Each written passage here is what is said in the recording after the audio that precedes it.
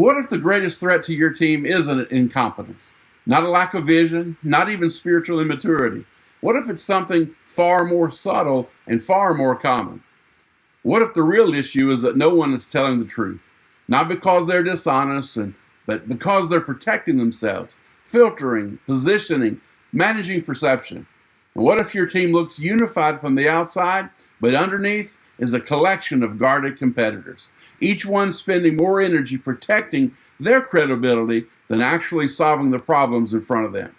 What if the very thing you've been trained to project, your strength, your competence, your unshakable confidence, what if that's the exact thing that's slowly killing trust on your team? Well, that's where we're starting today. And if you lead anything, a church, a staff, a ministry team, a small group, well, this conversation is going to expose something, and then it's going to give you a way forward.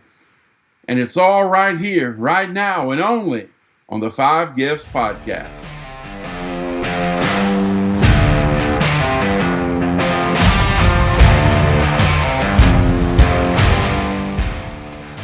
You're listening to the 5 Gifts Podcast, a weekly show designed to equip leaders in the Spirit-filled church. I'm Bruce Ritter, and along with my co-host Charles Russell, we offer insights for leading the local church in the fullest expression of Jesus. If you're interested in learning more about practical theology, the gifts of the Spirit, and spiritual disciplines, this is the show for you. Welcome to the 5 Gifts Podcast. Hey, welcome back to the 5 Gifts Podcast. I'm Bruce Ritter, here with the distinguished and stellar Charles Russell. This is Season 3, Episode 16, the first episode in a brand new 5-part series on team dynamics. Greetings, everybody. Good to see you, Charles. Hope you had a great weekend. Absolutely. Great weekend. Had a great day of service yesterday. Great barbecue for lunch, and so just can't get any better than that. How about you, Bruce? How's things going? Nice. We had family movie night with a drive-in experience here at the church, and realizing that our parking lot lighting is a problem for that. So we're going to have to go take a deep dive and work out the kinks in that plan. What are you preaching, Charles? I know you're helping out a church, and tell me what you're preaching. Yeah, we're doing a series called Navigating Holy Transitions, and really emphasizing the work of the Holy Spirit in leading us as we work through a process of leadership transition. So, I don't know if the church enjoys it, but I've really had a good time preaching, and I've gotten a lot out of it. So it's been good for me. Well, I'm sure you're enriching that congregation. That sounds like a really important season for them, and to hear probably some really good wisdom out of a series like that. Yeah, absolutely. It's been really good, and so anyway, I think great things and the great futures ahead for this particular church. So awesome. Good deal. Why don't you take us through? Go ahead. You've got it. No, I was just going to get started, but you got some more wisdom for us. I was just going to say introduce. I was just going to ask you to glean right into our topic today. All right, well, glean on. Here we go.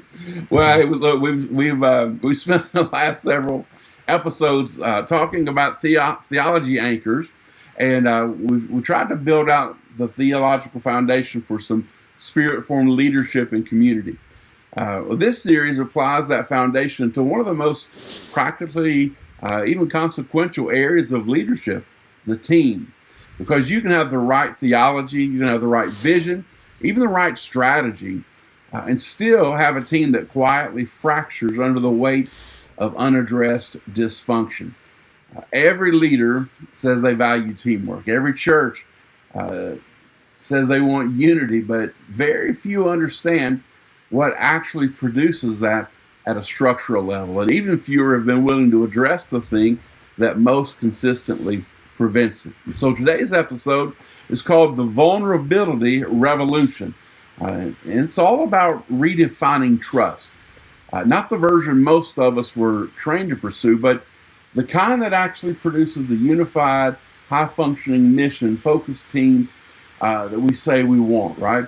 We're going to cover what we mean by the sin of invulnerability, that critical distinction between two fundamentally different kinds of trust, what it looks like practically to begin building the deeper kind, and finally, what happens to organizations when they don't. Charles, I think when we talk about announcing a series like Team Dysfunction, I'm sure a lot of the thoughts and ideas about helping overcome that has to do with how you run meetings, how you work with staff. But before we can talk about what healthy trust looks like, we have to name what gets in the way of it, and it's a really interpersonal kind of a dynamic, because the barrier is almost always the same, and it almost always lives in the leader before it lives elsewhere on the team. So we want to dig into some hard questions today, and something I think would be important that our listeners, as leaders, if they would sit honestly with this question before they answer it. And this is simply this: are you being strategically disingenuous with your team? In other words, are you filtering your words in meetings, saying something measured and safe when what you actually think is something quite different? Maybe you're nodding when you disagree with somebody. Maybe you're staying quiet when a decision is being made that you have serious reservations about, and then working those reservations out in private conversations after the meeting.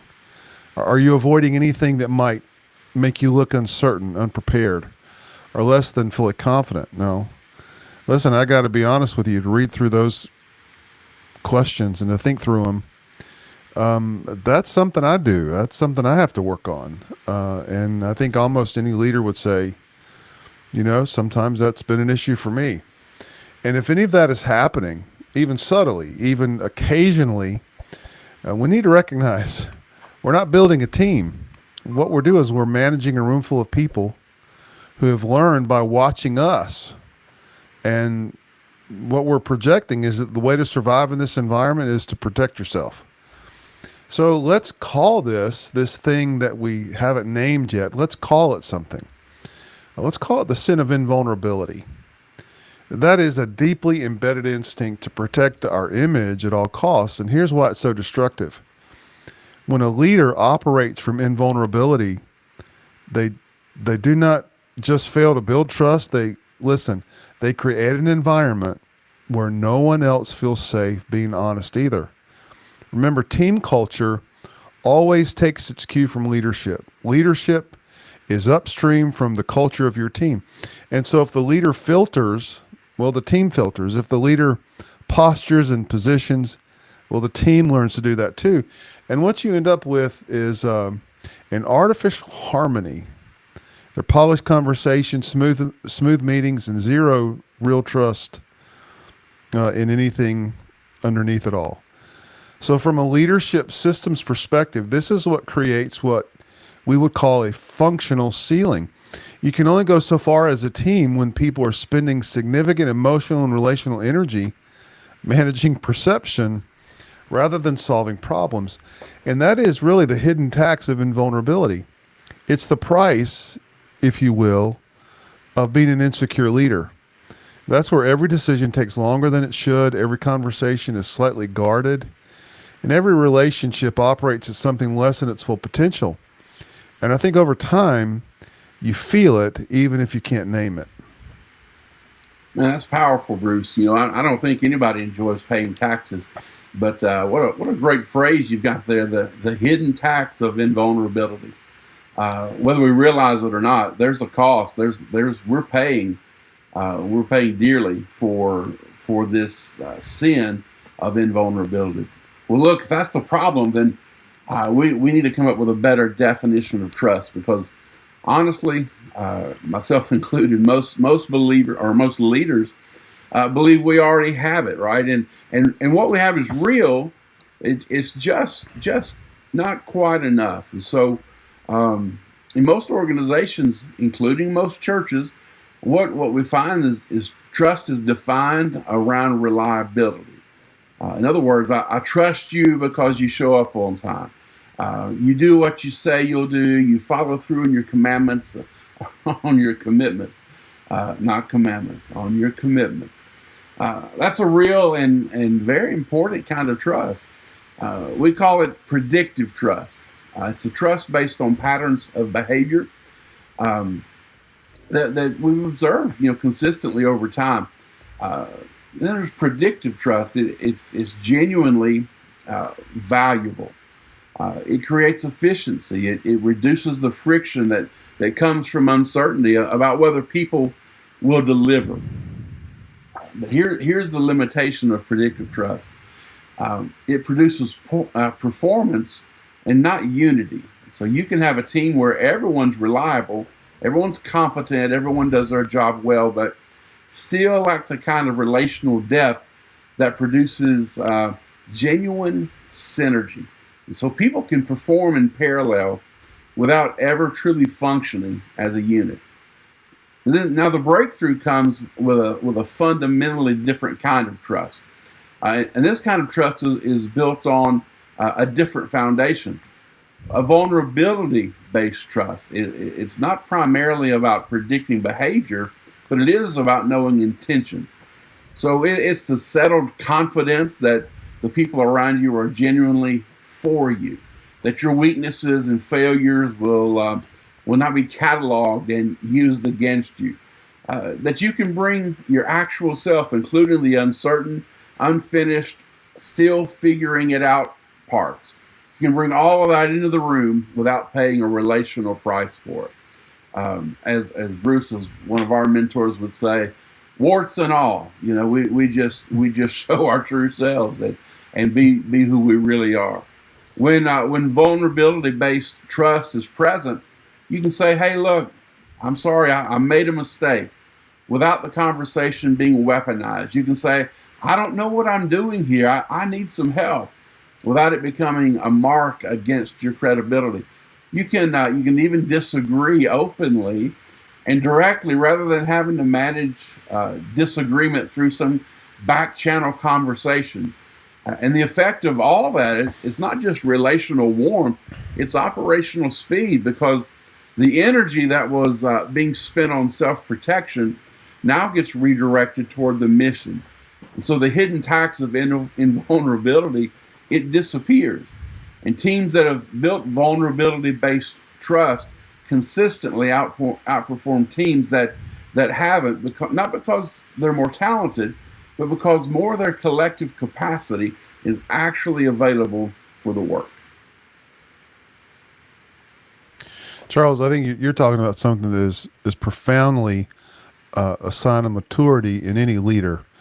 And but we recognize that's not easy. There is a challenge that every leader who understands this is going to run into. You cannot command vulnerability from your people. You can certainly model it, but it's hard to command that from people. You can't simply announce that the culture is changing and expect people to start being honest. That has to be created through specific intentional practices, and it almost always has to be initiated, again, by the leader. The leader is the one that sets the tone for all of this in the team. So let's talk about how we break the armor, if we can. If vulnerability-based trust is the goal, and we think it's a significant, important goal for your team, well, the first practical step is humanization, because people do not trust titles. They don't trust roles or positions or organizational charts. They trust people. And trust between people requires context. That's an understanding of who someone actually is underneath the professional surface they present at work. So one of the most effective tools that we would recommend to create that context is what you might call a personal histories exercise or a personal histories inventory. It's simple. It doesn't require special materials or training, and it works. There are other kinds of expensive and very, very effective tools that you can look at. But here's something that you could just begin to work with your team. Just gather your team and ask each person to answer 5 questions. Where did you grow up? How many siblings did you have? Were there any childhood hobbies that you enjoyed? What was a significant challenge that you faced growing up? What was your first job? Or maybe what was your worst one? Now, on the surface, those are questions that feel basic, but what they unlock is context. And context changes everything about how we interpret one another. Without context, we tend to judge behavior. With context, though, we tend to understand people better. And so the team member who seems arrogant in meetings may actually be deeply defensive because they grew up in an environment where showing uncertainty had real consequences. And the leader who seems rigid and resistant to change may be operating from a survival mindset formed decades before anyone in the room ever met them. And so the person who goes quiet under pressure may have learned early that speaking up wasn't safe. It was a threat to their insecurity. When context is present, though, listen, the default shifts from assigning negative motives to extending grace. And that shift from judgment to understanding really is the beginning of real trust. And not the end of the process, obviously, but the beginning. But it's the beginning that most teams actually never make because no one creates a space for it. Wow, and what an important principle, to actually creating space to begin trust. I really like that exercise you're talking about, Bruce. And even as you were talking about that, I'm trying to think of different contexts and different ways to begin to use that and in different settings. That's a really powerful exercise. Simple, like you said, but not simplistic. But has the power to really create context and really begin to create some space for building trust on the team. Well, once the foundation of trust begins to form, something becomes possible rather that was not possible before, and it's something that most leaders have been trained to avoid rather than cultivate. So let's kind of talk about this for a moment. Healthy teams are not conflict free, right? And so I need to look this up so I can document it. It's a book that I read when I was doing my master's education. There's a book on conflict, and the author he wrote this statement. He says, "Where two or three are gathered, conflict is in their midst." So he's riffing off scripture.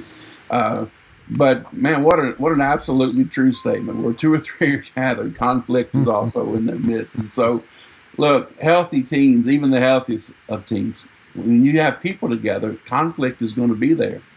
And so we can kind of get lost in some confusion about, well, if my team's healthy, there won't be any conflict. Yes, where people are together, conflict abounds. And so and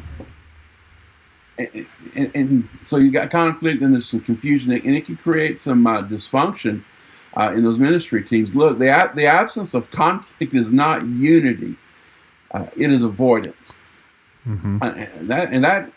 That needs to just kind of settle. If wherever you are hearing this, listening to this podcast, you need to kind of reconcile with that statement. The absence of conflict is not unity. It's avoidance. And avoidance over time is far more corrosive to a team than the conflict it was meant to prevent. Real unity can handle the heat. In fact, real unity requires it. What we are describing is ideological conflict.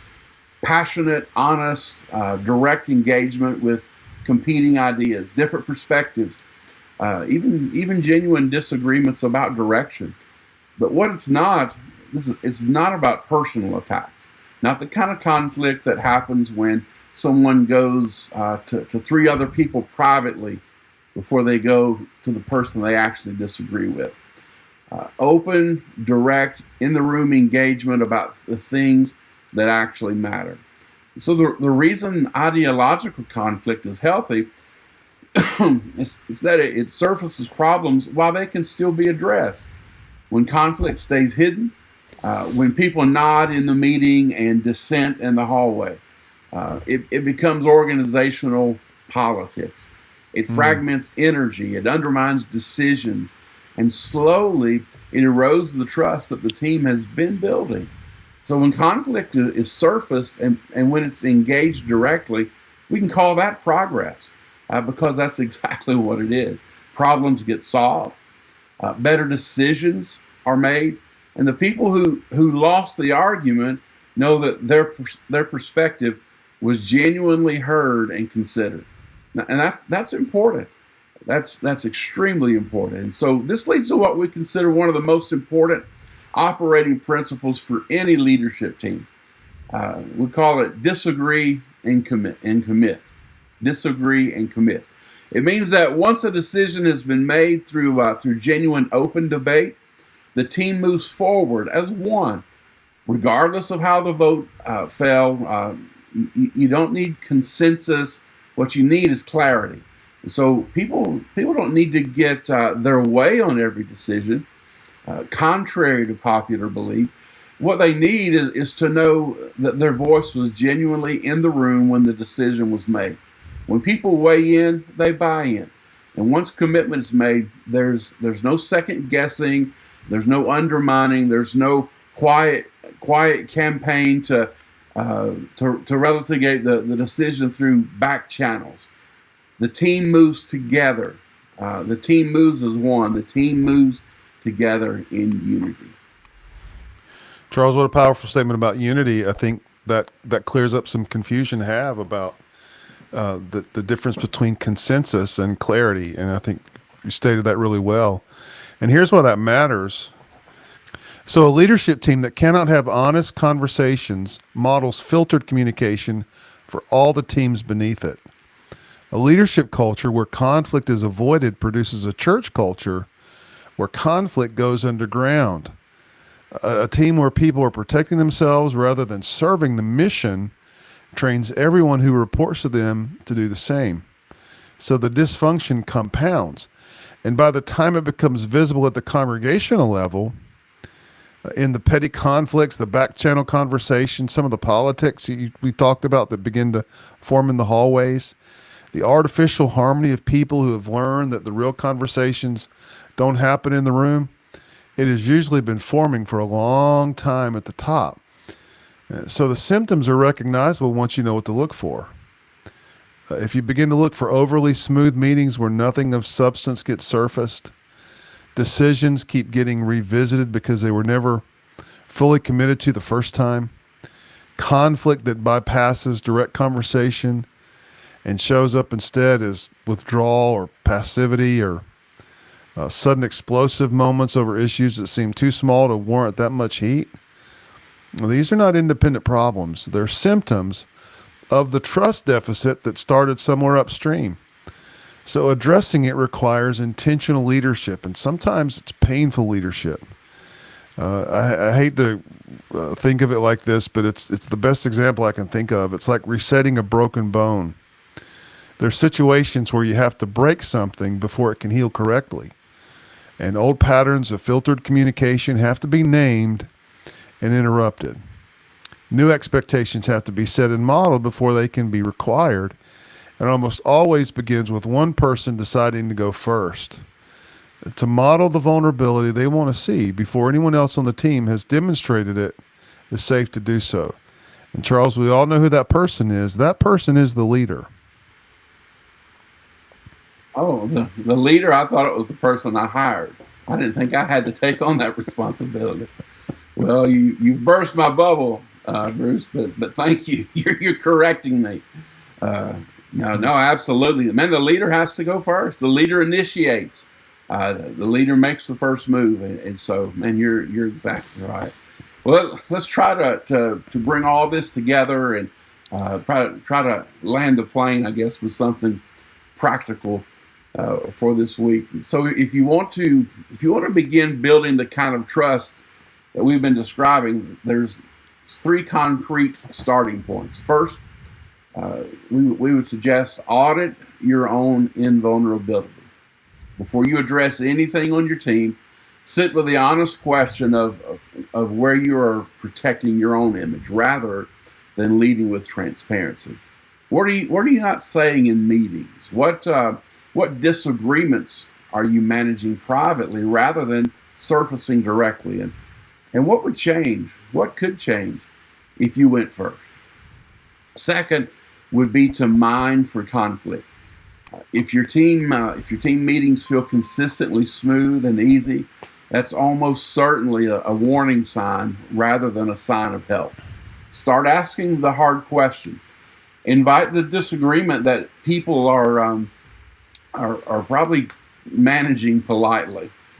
Create the expectation that honest engagement is not just tolerated, but in this team it's required. And then third, establish the disagree and commit principle explicitly. Because most teams have never been given clear permission to disagree openly and clear expectation that they will commit fully once a decision is made. Name it, model it, and then hold the team to both sides of it. Yeah, and here's the question we want to leave you with this week. Where is invulnerability quietly eroding trust on your team? And then what would it look like for you to go first? Not to announce a new culture, but to, and not even to roll out an initiative, just to go first, to model in one meeting or one conversation this week, the kind of honesty you want your team to eventually be able to practice with one another. Remember, trust doesn't scale from the bottom up. It always moves from the top down. And everything starts with whether the leader is willing to lead the revolution they're asking for. Listen, if this conversation is surfacing something in your leadership and you want help navigating that, we'd love to talk with you. You can connect with us at charlesrusselltraining.com or charlesrussellministries.com or coachingcardia.com. And we can offer leadership coaching and spiritual life development for leaders who want to build teams that actually function the way they were designed to. So next episode, we're going to go deeper into the dynamics that either accelerate or sabotage alignment with your team. And we get specific about what happens when teams move from trust building into genuine collective health. So we'll see you next week on the 5 Gifts podcast.